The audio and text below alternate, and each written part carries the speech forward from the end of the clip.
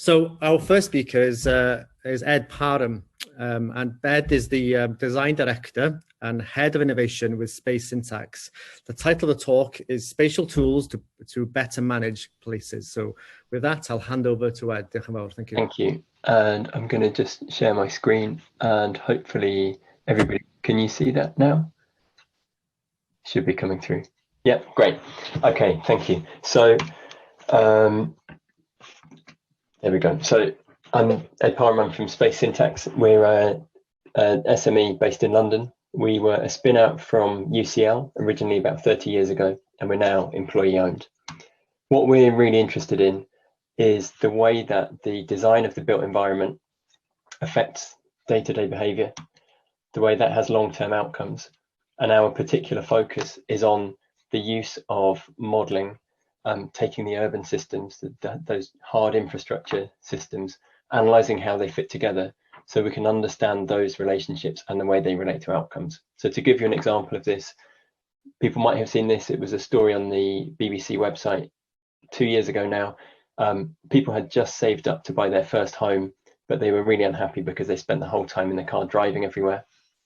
There was a paper in the British Medical Journal a couple of years ago as well, and that identified associations between higher risk of obesity in people that commuted to work by car. So if you took public or active transport, you had a 10% lower risk of developing obesity. There was more research last year that looked at the secondary impacts of driving on society, and how actually for every kilometre you drive, that has a cost to society, but cycling and walking generate benefits. Now, what we're really interested in at Space Syntax is how we can analyse the underlying urban systems, and we can see how that enables certain daily behaviours to happen or not happen. And the way that we do that, we use spatial data.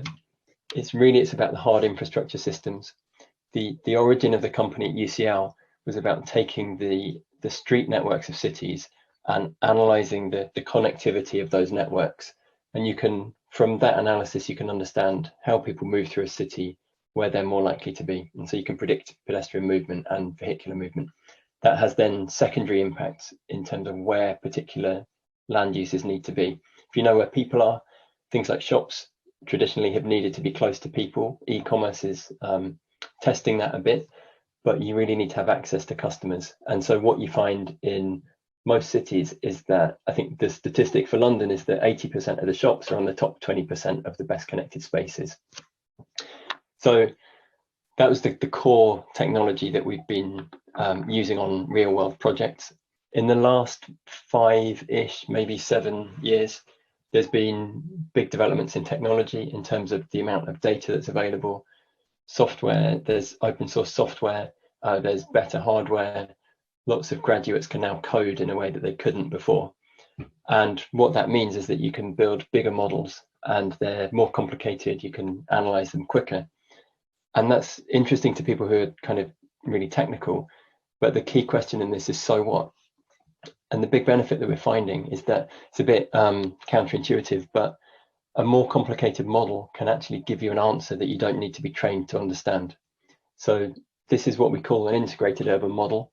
And we take the street network, we link it to land use data, we take public transport timetable data, and we turn that into a network and use that to connect the land uses to each other.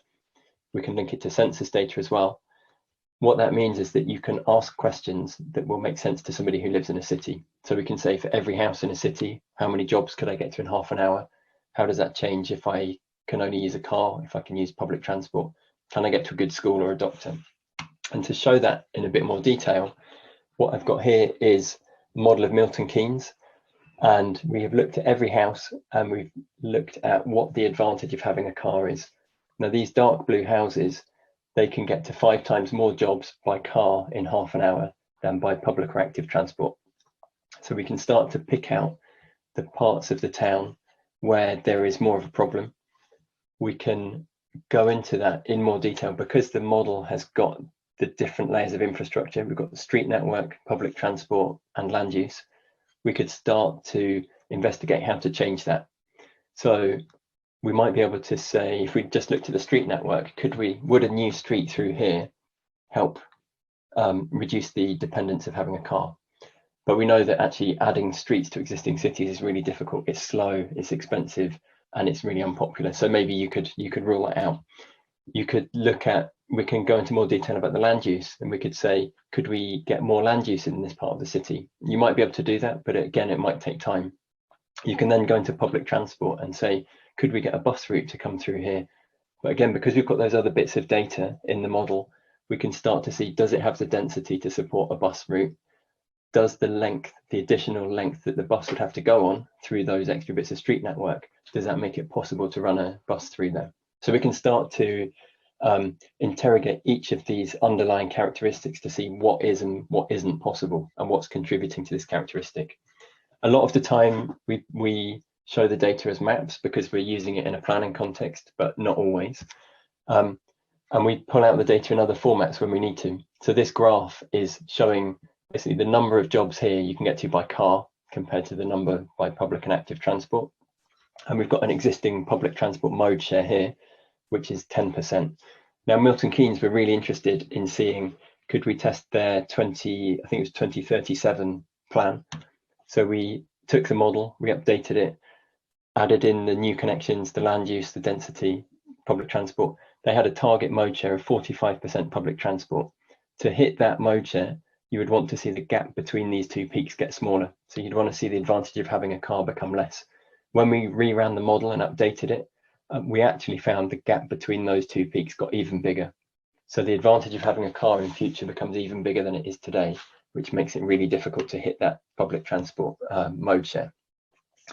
Now, when we make the models, we put it together in a way that it can be coordinated with census data. And what that means is we can run other models using that data. So here we've zoomed out on Milton Keynes and we're looking at a wider area. The blue is still showing car dependence.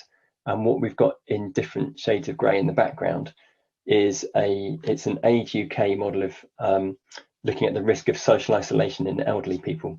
So the darker the grey means that the population who live there have got the characteristics that are associated with elderly people who might be lonely. You can then use this to see where are those more potentially vulnerable populations, and do they live in parts of the city where you have to have a car to get to things? And you can use that as a kind of a double red flag to see where are the areas we need to look at in more detail, and how should we prioritize the way that we deliver services to these areas. We did a bit of work we worked on an NHS Healthy Newtown with Exeter, and that was really interested in what are the long-term health outcomes and how does that relate to urban form. We worked with the Public Health Department, we gave them a model. This is a different characteristic we're looking at here. We're looking at something called walkability, and that's the way the street grid fits together at the scale of a person and the mix of land uses that you've got within a 10-minute walk. The red streets are the ones where you've got a bigger mix of uses, and the blue is there's fewer uses within 10 minutes. We gave that to the Public Health Department. They had health data that at that point we weren't allowed, and this is their correlation matrix. And what they started to find was that they had higher levels of obesity associated with lower levels of walkability. And there's really interesting, really helpful stuff that comes out of this, and it's in some ways it's the Public Health Department validating the model. There's a really interesting conversation around causation and correlation, which we maybe haven't got time to go into now, but we could pick up in the Q&A. We also we made an integrated urban model of Britain. This was finished in about September, and we did some work with the Prince's Foundation and Knight Frank. This report was published just before Christmas. I think it was December, maybe end of November. And one of the really interesting pieces in there was that the measure of walkability that we found in Exeter related to positive health outcomes was also associated with higher rateable values of properties. So what's really nice, linking those two pieces of work together, is that the same underlying urban characteristics of the way the street grid, the land use, public transport, all of those things fit together to make places easy to walk around or move around without having a car are associated with positive health outcomes and positive economic or value outcomes. So that's a quick introduction to integrated urban models and the way they fit together. And the way that we really apply them is in two kind of key applications. One is to design better new places, and I'll show this in a minute. and the other is to manage existing places better. Now, we were invited to a master plan competition for the capital of Kazakhstan about 3 years ago. We won the competition by using our models to analyze cities around the world that delivered positive outcomes, and to take those characteristics and code them in a computer program that would allow us to grow an urban form that made it possible to walk, to cycle, that was associated with higher values. That was the competition entry. This was what won. And this was the actual master plan that we finished in about September, I think.